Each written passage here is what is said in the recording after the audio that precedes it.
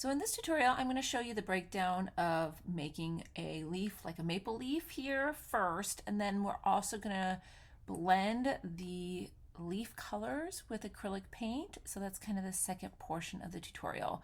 So to make a maple leaf style, start by giving yourself a vertical stripe and then a couple along the bottom. You want to leave enough space at the base to have a little stem. Then split each of those sections in half.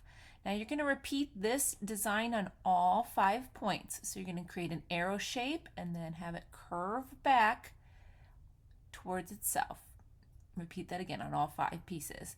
Now you're going to make a large U in between all of your points.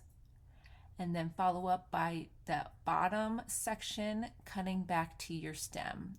You can thicken up your stem at this point and then fill the whole thing in with white if you're going to paint it orange or red or yellow.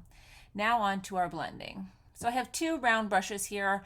This way I can toggle between my colors. We're going to lay down our orange down the center of our leaf shape, leaving a little line around the outside that we will be filling in with our red next. Don't worry about blending at this time. For now, we're just laying down 1 coat of each color.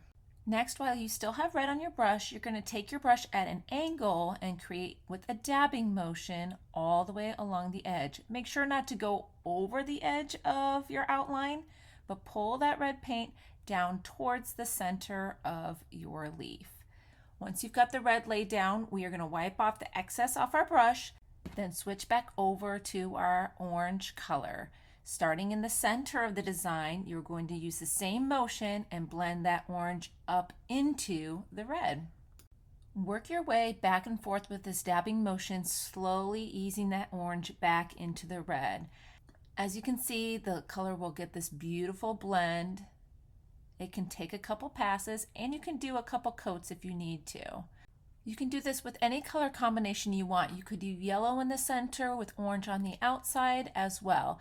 Now go ahead and repeat on the second side of your leaf. Now if you're working with a maple leaf like the one in the left-hand side there, you're just going to have a lot more blending to do, but you're going to use the exact same process to get the tips red and the center orange. Once you're done with your leaf and it's dried, you can go back with whatever color you had on the outer edge to create a quick little stem in the center.